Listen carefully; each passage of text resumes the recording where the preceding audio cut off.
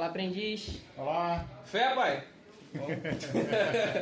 Vamos iniciar aqui nosso podcast. Vamos fazer algumas perguntas pro Evandro, nosso maestro aqui da orquestra, né? Da principal. E vamos começar. Gente, a gente vai fazer algumas perguntas, coisinha básica, para poder a gente ter uma noção. E vamos lá. Evandro, eu vou te pedir para poder se apresentar pro público.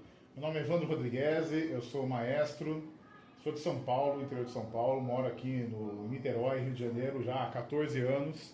Trabalho aqui no programa Aprendiz há 12 anos. Tempão, Me explica como é que foi o início da sua carreira. Como é que começou até os tempos atuais?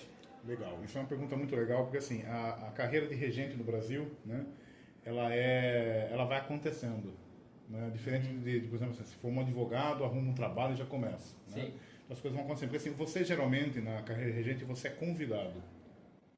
Dificilmente você só manda um currículo e acontece a coisa, né?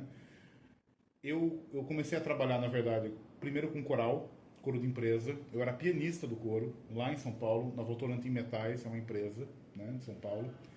E aí o regente, eu fiquei 2 anos como pianista, depois o regente saiu e me contrataram daí como maestro, né? Eu já tinha passado por algumas experiências com esse próprio coro, um coro masculino, né? E daí eles me contrataram e assim eu digo que começa a minha carreira, né? Com 26 anos, não, 26 anos, com 22 anos, 23 anos, por aí, né? Porque eu começo a ganhar dinheiro, na verdade, com a gente, entendeu? Porque antes a gente é músico, né? Vai fazendo as coisas e tal, mas ali que eu realmente começo a ganhar dinheiro com música, né? Foi ali. Aí depois eu vim pra cá, né? Na verdade eu fiz um curso em Olinda, né? Lá em Pernambuco, né? E tinha um coordenador daqui do Aprendiz lá na época, que era o Daniel, tocava viola, estava tocando viola com a orquestra de Barra Mansa, e era a orquestra de lá do festival lá em Recife, né? E ele gostou do meu trabalho com cordas. A gente teve uma peça que era com cordas. Você tava em Olinda fazendo o quê? Oi? Tava em Olinda fazendo o quê? Um festival com Isaac Karabichevsky, era um curso. Eu acabei fazendo 4 anos, né? O último ano, no caso, foi em São Paulo. Era o Festival Mimo, Mostra Internacional de Música de Olinda. Era bem legal, era uma estrutura incrível. Assim, a gente estudava no Teatro Santa Isabel, né? Depois se apresentava naquelas igrejas históricas lá, né? E daí o Daniel gostou do meu trabalho, aí eu voltei para Sorocaba, que era onde eu morava, né? Trabalhava ainda com esse coro, né? Aí depois eu vim para cá, para Niterói, estava já quase um ano aqui. Aí eu encontrei o Daniel num restaurante em Jurujuba. Meu Deus! Eu falei assim, as coisas vão acontecendo, entendeu? Uhum. Aí ele viu que eu tava com a família dele, assim, com o pai, a mãe, alguma coisa assim. Aí ele veio pra mim e disse assim, manda um currículo pra mim, não sei o que, eu falei de você lá no projeto e tal. Eu falei, beleza, né? Aí já naquela época eu estava aqui já trabalhando como assistente do Ricardo Rocha na Baquiana, né? Eu fazia direção de quarteto, né? Vocal para ele, ensaiava lá na minha casa, eu morava aqui em São Francisco. Aí a Fátima, a coordenadora, estava em casa, né? Que ela cantava na minha Baquiana. Ela falou assim, Evandro, falaram de você, o Daniel tal, estão pedindo teu currículo, eu peguei e dei o currículo para ela, né? Aí veio para cá e me chamaram para fazer uma experiência de 1 mês. E esse mês dura até hoje. Um mês só. Foram 12 anos, correto? 12 anos. Foram 12 anos. Eu lembro que eu conheci Evandro. Você era um baby. Tipo assim, foi Garota de Ipanema que a gente ia tocar no Teatro Municipal. E tinha os ensaios pra poder participar, só que eu tinha acabado de entrar no Aprendiz. Aí, tipo assim, me botaram de terceiro violino lá atrás. Na gravação da laje, folha caindo no meio da apresentação. Nossa senhora! A próxima pergunta é: qual foi a sua maior dificuldade dentro disso tudo que aconteceu na sua vida, na sua profissão atual? O que foi assim, você falou, caraca, isso aqui tá pegado, tá puxado? Olha, assim, difícil elencar, né? A vida é feita de desafios, Verdade. Né, cara? A vida é feita de desafios, né? E na nossa área artística, né? Fazer música, fazer arte no Brasil, tu não fala só no Brasil, mas é no mundo, tá, pessoal? Todo mundo, você vê na Europa, tu não passa perrengue mesmo, né? Até ter um lugar ao sol, demora, né? Então, assim, a coisa mais... O primeiro desafio que eu encontrei, assim, vindo pro Rio de Janeiro, no caso, foi assim, era uma terra absolutamente desconhecida para mim. Mas eu era um cara do interior. O primeiro ano aqui em Niterói, gente, assim, eu passei um perrengue, assim, de adaptação. Porque, assim, o interior de São Paulo para Rio de Janeiro, capital, é uma diferença absurda, pessoal. Vocês não fazem ideia da diferença que é. Você é do interior também, mas do Rio, né? Mas, assim, é diferente, né? Assim, eu estudei na capital de São Paulo, estudei em São Paulo, capital, né? Mas eu estava no meu estado, então assim, todo mundo, mesma língua, vamos dizer assim. Quando cheguei aqui, tudo no Rio de Janeiro é diferente, a forma de pensar, a vida é diferente. Assim, se você vai na Europa, que é um país que tem muitos países pequenos, diferente do Brasil, que é um continente, é como se fosse outro país. Entendeu? Então assim, você realmente tem que se adaptar, né, a entender a forma de pensamento do carioca, né, e começar a fazer contato. Que a coisa mais importante, façam contatos, tá? Assim, né? Coisa mais importante, porque assim, é isso que eu falei, assim, a nossa carreira de artista no geral vai acontecendo. E vai acontecendo porque você vai conhecendo pessoas. Se você ficar trancado, você pode ser assim, um Joshua Bell em casa, estudando lá. Se você não se conectar com pessoas, você não faz nada. Ninguém vai saber da sua existência, entendeu? Então, assim, você precisa se conectar com pessoas. Então, assim, foi o primeiro desafio, eu preciso me conectar, né? Então, assim, foi o que eu comecei a fazer, né? Conhecer pessoas e fazer muita coisa de graça até. Eu tava assim, eu tava morando, pagando, eu tava casado, né? Quando eu me casei com uma cantora de ópera, uma cantora lírica, e ela, assim, ela era artista do Teatro Municipal, né? É a Carolina Faria, né, que eu me casei, uma mezzo-soprano. Hoje em dia ela mora no Pará, ela dá aula lá, ela é coordenadora de ópera lá do teatro, lá do Pará, né? E aí, assim, e ela era cantora, e quando a gente se casou, ela também fez uma loucura, que eu larguei tudo meu trabalho em São Paulo, vim pra cá, tentar a vida, e ela simplesmente pediu a exoneração do cargo dela, de artista do Teatro Municipal. Ficamos os dois e mandei... Que isso? Então, assim, outros desafios também foram financeiros, assim, mas coisa que a gente... Ninguém faz isso, pessoal, assim, eu nunca faço isso, tá? Não larga as coisas assim também não, né? Tem que ir deixando as coisas... Mas eu me atirei na vida, assim, né? E o meu irmão, eu tenho um irmão gêmeo, né? O meu irmão gêmeo também sempre foi assim, né? Ele é arquiteto, mas imagina, ele morou na Espanha, ele acabou a faculdade, foi pra Espanha tentar a vida, morou 2 anos. Primeiro se ferrou pra caramba, né? Depois no final que ele tava morando deu aquela crise. Vocês eram bem pequenininhos ainda nessa crise, né? Tava no saco do meu pai. É. Meu pai fala isso. Nessa época você tava do meu dedão. Ele fala. E aí depois ele voltou, depois ele morou foi no Peru, morou 1 ano e meio. Então, assim, meu irmão também é meu aventureiro, assim, né? Ele é gêmeo, é igual a você, idêntico. Caramba. Eu tenho mais 2 irmãs gêmeas também, pessoal. Não saiu no jornal isso? Saiu no jornal. Quando a gente nasceu, depois de um tempo, assim, saiu no jornal, que é um caso raro. Minha mãe teve 2 vezes gêmeos, né?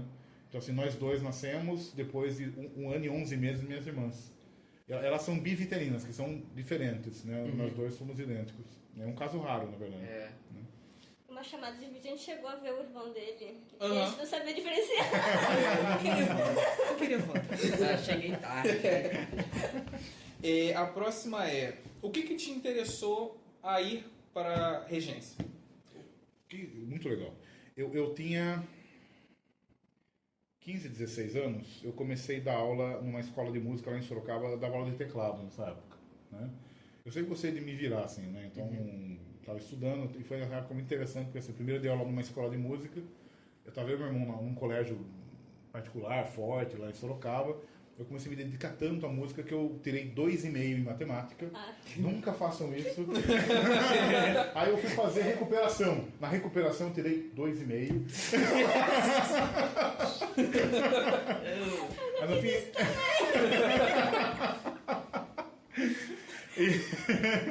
Mas daí, no fim, eu saí dessa escola de música porque daí meu pai brigou com a gente, tiraram a gente dessa escola, botaram numa escola mais fraca, assim, né?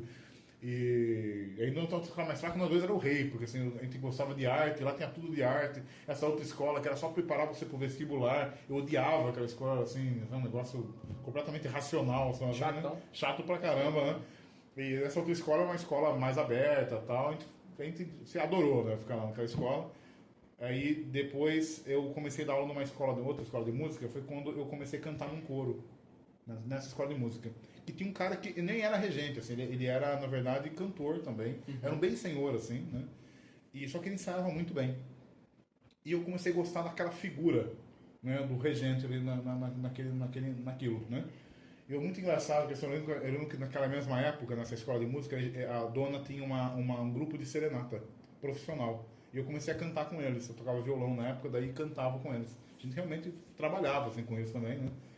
E às vezes a gente parava assim para abastecer o carro, né? Que eu ia tudo com o carro dela, né? Aí tava aquele cartão maestro, sabe? Da Mastercard. Eu falava assim, pessoal, olha ali, ó, eu estou ali, ó. Aí todo mundo tirava sarro, ninguém acreditava em mim, né? Acontece, daí quando foi, eu tinha daí 17 anos, né?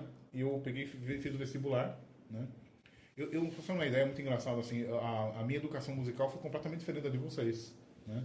Eu estudei piano por muitos anos, desde os 12 anos de idade, mas eu nunca tinha visto nada de teoria, assim, eu devia saber o básico de teoria, né? E aí eu peguei, eu vou prestar, eu vou fazer regência, é muito doido, né? Regência você tem que saber teoria pra caceta, né? Fui fazer o vestibular primeiro na USP, tomei um pau, assim, absurdo, pior que assim, quando fui porque assim, era um vestibular longo, assim, né? Então, a parte teórica eu ficava olhando, assim, eu chutava tudo, né? Eu não sabia nada daquilo que eu estava falando, né? Depois tem a parte prática, eu lembro que o maestro sentou assim no piano, tocou um acorde, aí eu falei que acorde que era, porque eu era pianista, né? Eles ficavam olhando pra cara do outro, eram uns 3 caras, assim, vendo que eu tinha um ouvido bom, pelo menos, né? Aí quando acabou aquilo, o cara falou umas coisas pra me preparar, não sei o que e tal, aí naquele mesmo ano ainda, eu tava na internet, assim, vendo orquestra, aí vi uma flautista, né, da USESP, né. Eu falei assim, onde que ela estudou? Eu tava pesquisando músicos, todo mundo era Alemanha, Áustria, Polônia, aquela do Brasil. Eu falei, peraí, onde que ela estudou? Faculdade de Santa Marcelina. Eu falei, que faculdade é essa, né?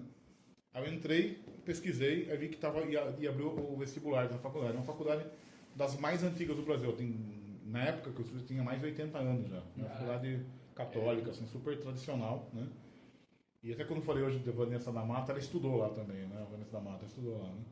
E ela, o Fernanda Porto, né? o Júnior, de Sandy Júnior, ia estudar lá. A Vanessa, que é do filho do Zé de Camargo, ia estudar lá também. Ela foi fazer o vestibular, mas acabou não... É o Harvard do Brasil. Exatamente. Então, assim, era uma faculdade que tinha uma galerinha lá, um monte de filho de papai, na verdade. Eu era bolsista, porque não tinha grana para pagar. Mas era uma faculdade extremamente bem estruturada, né? Só que o vestibular ele era coligado com a PUC, né? E aí o que aconteceu? Eu tinha que estudar, tinha que me preparar para entrar na faculdade. Pessoal, eu comprei um livro do Borromil Med, né? Que é um livro de teoria musical. Eu comi aquele livro. Eu entrei na faculdade, eu era assim considerado o aluno que eles chamavam ouvido de ouro. Eu era o melhor aluno de teoria e percepção de tudo que é matéria teórica. Eu comia livro, tudo que vocês imaginam. Acho que vocês me conhecem, né? Evandro, enciclopédia em pessoa. Assim, mas assim, aquele couro que eu tomei na vestibular da USP serviu pro resto da vida. Entendeu? Porque pra mim foi humilhante. Entendeu? Eu achei que eu tava abafando. Eu cheguei lá e falei, pô, eu sou um merda. Entendeu? Eu realmente me senti um merda, assim, sabe? Eu falei, preciso me preparar, né? Eu me preparei pra caramba. Pra você ter uma ideia, a prova da Santa Marcelina de leitura não, de ditado, já começava de cara a 2 vozes. No vestibular. Era assim, era realmente difícil pra caramba, entendeu? Então assim, aí eu me dei bem. Aí estudei lá até me formar, tudo. Fiquei lá. Depois que eu vim pra cá, pro Rio. Como é que você iniciou na música? Na música, tipo, você se interessou mesmo no ramo? Sim, desde criança eu gostava, assim, eu sou neto de maestro de banda militar, mas eu não conhecia ele, morreu 2, 3 anos antes de eu nascer, né? E minha mãe, que é filha dele, sempre gostava de cantar, não sei o que e tal, assim, pra gente, aquela coisa assim bem caseira, né? Aí um dia, eu sou de Sorocaba, tinha uma cidade vizinha, chama Araçoiaba da Serra, que é roça, mano. Né? Meus pais hoje em dia moram lá, moram num condomínio em Araçoiaba. E a gente tinha um sítio lá, né, com os parentes e tal. Eu fui numa da casa daqueles parentes e vi um órgão mesmo, de igreja, né? Eles eram evangélicos, assim. E aí falou, fulano e tal, sua prima tá aprendendo órgão, toca pra eles verem. Ela sentou e começou a tocar. Vem tocar pra visita. Exatamente. O que eu mais odiava também. Você começa a tocar e os parentes começam a conversar. Depois tá tocando. Nossa, eu adorava isso também. E foi exatamente isso. Minha prima tava tocando, e aí todo mundo conversando. Aí eu fiquei vidrado naquilo, né? Aí eu peguei e falei, que eu queria aprender. Daí entrou meu irmão e eu pra tocar teclado. Meu irmão ficou uns 2 anos no teclado. Eu continuei mais 1 ano, aí saí do teclado, fui pro piano, daí não parei mais.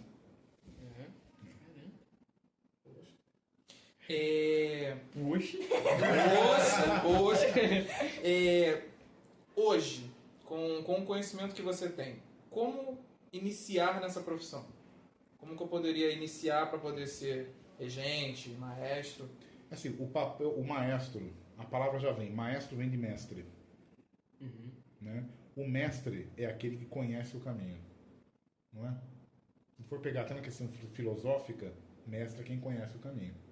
Para você conhecer o caminho, você precisa ter passado por ele. Ou de forma prática, ou de forma meditativa ou filosófica, pensando sobre. Né? Então, assim, a melhor coisa que tem é para você se preparar o máximo possível, né? Com tudo que você imaginar. Não se limitem, isso é nem só para ser maestro, tá, pessoal? Para ser artista. Não se limitem somente à arte que você faz. Né? Se você é violinista, não se limite só ao violino. Né? Tente ampliar o conhecimento em todas as áreas possíveis, assim. Né? Claro que quando você gostando do que está fazendo, né? Eu quero ampliar, fazer matemática, eu odeio matemática. Não, você não vai aprender nada. Né? Embora em matemática há muita filosofia, entendeu? Mas eu odiava matemática. Hoje em dia eu olho matemática com outro olhar, entendeu? Porque a música me deu isso. Entendeu? A música é matemática. Música é matemática. Música é matemática. Entendeu? A música é pura matemática, né? Então assim, aí quando você começa a olhar dessa forma, você começa a curtir a matemática, entendeu? Então assim, você começa a estudar história da música, história da humanidade, história das artes, filosofia no geral, né? Bons filósofos, tá, pessoal? Por favor. Pegar um Nietzsche da vida. Vamos para os clássicos, tá, pessoal? Tá? Por favor, Sócrates, Platão, começa com eles, que esses caras são fera. E assim, tentar ampliar o máximo possível de conhecimento. Língua é importante. Porque assim, aprender língua, pessoal, é aprender a forma que aquele povo raciocina. Como aquele povo pensa as coisas. Né? Então assim, quando você olha para a língua portuguesa ou para o latim, né, para a nossa origem latina, né, mais a língua portuguesa, né, que o latim é mais parecido até com o alemão. Mas assim, o nosso verbo vem logo no início da frase. Ou seja, você age e depois você termina as coisas. Você vê como que vai. O alemão, por exemplo, ele começa a frase, né, preparando para o verbo. Ou seja, ele age no final. Quando você vai observar isso, imagina levar essa filosofia, por exemplo, para a construção civil. Como que é a nossa construção civil no Brasil, no geral? Você começa a construir, depois você vai vendo o que dá. Não é assim? É assim mesmo? Né? A gente constrói geralmente assim, já direto com o pedreiro, sem engenheiro, sem arquiteto, sem projetar. Né? Você não projeta para depois agir, como o alemão faz. O alemão ele passa a maior parte do tempo projetando, estou dando um exemplo do alemão, cada língua deles. Né? O verbo vem no final. Tá? O alemão ele primeiro projeta e depois ele constrói. E assim, com tudo de uma vez, assim, sem erro. O meu irmão é arquiteto, né? Hoje em dia ele tem construtora também, trabalha com bastante engenheiro. Então eu sempre falo assim, no Brasil a gente constrói e depois faz uma reforma da construção, porque você constrói, quebra a parede para passar enfiando, depois faz uma reforma, então assim, é tudo mais gasto. Olha como a língua influencia. É a forma de pensar. Então, quando você começa a aprender outros idiomas, mesmo que não precisa ser assim, aprender a falar fluentemente, mas a aprender a entender como é que funciona, você começa a entender também outras pessoas e naturalmente nasce o respeito. Tá? O respeito nasce do conhecer o outro, né? Conhecer o limite do outro, né? Que é uma coisa que eu acho que falta muito hoje em dia, né? Caramba! Quando você pega assim, todos os problemas que tem na sociedade, grande parte, onde que está o problema? No respeito. Se você tem o respeito, você engloba um monte de coisa. Né? Bom, essa foi as nossas perguntas. E agora a gente tem o nosso bônus, que é mais uma pergunta. Qual é a sua mensagem para as pessoas que estão assistindo pra gente? A sua mensagem. Estudem. Que velhinho, né? Música estuda, né? Estudem. Assim, é um pouco daquilo que eu acabei de falar. Né? Então, assim, procure não se limitar. Né? Não se limite àquilo que você já conhece. Entendeu? Procure entender o outro, procure conhecer mais a respeito de outras faculdades humanas. Né? Então, assim, a gente na escola, esse é o problema que eu sempre tive com a escola, que a gente se limita a poucos conhecimentos. Né? Então, a educação física é mais um conhecimento corporal. Né? A matemática é uma questão mais de raciocínio lógico. Números. Números. E a língua portuguesa, isso aqui é linguística. Acabou. Então, a gente tem 7, às vezes tem mais tipos de inteligência humana que a gente corta. Aqui no Aprendiz a gente tem uma delas que é a musical. Né? Então, assim, você aprende uma a mais aqui. Né? Agora tem teatro, tem um monte de coisa que está surgindo aí também. Né? Então, assim, não se limitem a isso. A mensagem é essa, porque assim, quanto mais você ampliar, melhor. Na minha época, eu comecei a ter computador em casa quando eu tinha, sei lá, 10 anos, por aí. Né? Meu pai sempre gostou dessas tecnologias. Estou com 40. Né? Aí, assim, a internet em casa eu tive a partir dos 15 anos, sei lá. Mas não tinha o que a gente tem hoje em dia, que você pega no celular, você tem o mundo na tua mão. Né? Então, assim, você tem tudo que você quiser. Se você não amplia o seu conhecimento, até pesquisar você vai se limitar. Porque você só procura além daquilo se você tem um prévio conhecimento de alguma coisa. Né? Então, assim, perceba assim, que as pessoas hoje em dia têm um limite de pesquisa até. E como elas não têm um conhecimento maior de algumas coisas, elas não sabem nem pesquisar. Entendeu? Então, assim, por isso que quando você se tornem um curioso, a mensagem é essa. Tornem-se curiosos, tá? É essa. Meu negócio também é desse, por exemplo, eu comecei na música por causa de curiosidade.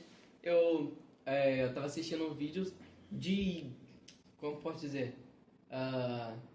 Aqueles memes lá que aparece compilado assim. Aí eu vi um vídeo que a garota tava tocando violino e simplesmente a crina do arco explode. Eita. Aí eu vi assim, mãe, quero tocar isso daí. Eu quero tocar isso explodindo. Explodiu lá. Que ideia legal! É legal. Aí ela falou, não tem, aí só tem a flauta. Aí eu comecei com a flauta, aprendi a ler partitura antes de saber tocar, ou fazer qualquer coisa. Antes de aprender a ler palavra, assim, ABC, entendeu? Aí eu fui pra grota, você conhece? Sim, Então, claro. aí fiquei lá, comecei com violino, não gostava de, como pode dizer, aquelas aulas em grupo, né? Eu gostava de tocar sozinho, ou então em orquestra, porque a orquestra tinha lá o maestro, eu seguia só o maestro. Na aula em conjunto de violino, você tem que ficar acompanhando o passo dos outros. E eu me achava mais avançado e não queria fazer a mesma coisa. Aí eu parti de lá, vim pra cá, há pouco tempo atrás, acho que foi ano retrasado, ano passado. E tô aí hoje. Que bom. Minha curiosidade é pra cá. Eu tenho vários, como pode dizer, vários rumos da vida que eu queria seguir. Várias oportunidades que eu abri mesmo por causa da curiosidade. Eu estudei programação, estudei direito, um monte de coisa só pra no futuro, se algo não der certo, eu já tenho outra coisa. Bom você ter falado isso. Então eu vou deixar outro recado. Sejam curiosos, mas tenham uma meta. É verdade. Senão você vai ficar errante na vida, sabe? Sabe? O tempo todo é um curioso tentando. Quanto mais você eu estou falando de ampliar conhecimento, né? E o perigo de ampliar conhecimento é esse, né? Quando você começa a conhecer um monte de coisa, começa a ficar, meu Deus, e se eu fizer isso, entendeu? Mas o mais importante é ter uma meta. Né? Vocês perguntaram para ser maestro, né? A minha meta sempre foi essa daí, né? Desde 17, 16 anos. Mas tudo isso que eu fiz na minha vida é para alimentar a minha meta. Entendeu? É para engordar essa meta. Sim. Né? Não para eu me perder. Isso é muito importante, pessoal. De verdade. Né? Você tem uma meta e assim e coloque ganhe ferramentas por ela. Entendeu? Para ela. Né? Para chegar nela. Né? E estando nela, amplie mais ainda, né, a coisa. Mas não se perder no caminho. A sua meta era entrar, né, na regência e ser um regente. Agora você tem alguma meta? Claro. Sempre. Qual é essa meta? Sempre. Qual é essa meta? É que assim, eu evito falar. Ah, entendeu? É na área da regência. É na área da Certo. regência. Tá? Muito bom. É na área da regência. Tá? É isso. Guardem também as metas de vocês para vocês também. É. Mas sabe o que eu falo? Porque ela ganha força. Entendeu? Ela ganha força. Quando você mantém para você, Deixar no off. mantém para você, sabe? Você, aquela coisa, você ganha uma energia diferente. Entendeu? E não fica espalhando. Sim. Entendeu? Isso é uma coisa assim, que minha mãe já falava, sabe? Evita ficar espalhando, não sei o que lá, porque é um conhecimento antigo, dos antigos, e dá certo. Dá certo. Né? Porque assim, pessoal, a gente imagina que assim, você tem uma única meta, né? E a minha meta, até, na verdade, assim, eu estou o maestro. Ser e estar são coisas que podem ser diferentes. Uhum. Né? Então, assim, eu vivo, minha vida da música, eu vivo da música. Né? O meu ganha-pão é da música. Né? Mas eu não sou inteiramente só música. Né? Eu tenho outras metas, assim, dizer assim, né? Além disso também. Entendeu? Assim, porque senão, sabe como que você faz para fazer esse cálculo? E se isso sair da minha vida? Tem que ter sempre um plano B. E não é um plano B, é tipo assim, algo maior, Sim. algo que te eleva além daquilo. Uhum. Entendeu? E se tudo isso acaba, quem sou eu? Essa foi a minha dificuldade, porque eu sempre pensava nisso. Aí eu pensava nisso. Tipo, era um loop. Não acabou isso, tem outra coisa, acabou isso, tem outra coisa, entendeu? Esse que é o meu problema. Eu vejo além do que eu deveria. Eu tenho aqui, minha meta principal, música. Não consegui, programação. Não consegui, direito. Não consegui, e tal. É muito legal estar falando sobre isso. Porque essa coisa assim, às vezes a turma acha que meta é só profissão. Não. Entendeu? Minha meta gente é aposentar. Mas a gente é treinado a pensar. Maravilhoso. É um corte maravilhoso. A pessoa tem 15 anos de idade ainda. Essa pessoa tem 70 anos, né? Meu Deus do céu, cara. Tá bom. Trabalhando. Mas é legal pensar sobre isso. Descansar, né? Ninguém É. 15 anos já foi demais. Já tá bom, já. Já nasceu cansado. Poxa, meu pai trabalhou tanto que eu já nasci cansado. Tava murcho já. Mas é legal pensar sobre isso, entendeu? Você pensa assim, quem sou, né? É importante Quem pensar sou, sobre isso. para onde vou e para... e como que eu vim. Acho que é isso, né? De onde vim. De onde vim. São as questões humanas que falam, né? É interessante pensar sobre isso. Né? É legal Sim. isso. Né? Vamos? É isso aí já. Valeu! Valeu, obrigadão. Se inscreva aí, deixa o like, compartilha, manda pro amiguinho, manda pra amiguinha, manda pra família. Entendeu? Deixa. Isso aí. Mas a boa. Tchau, pessoal. Valeu!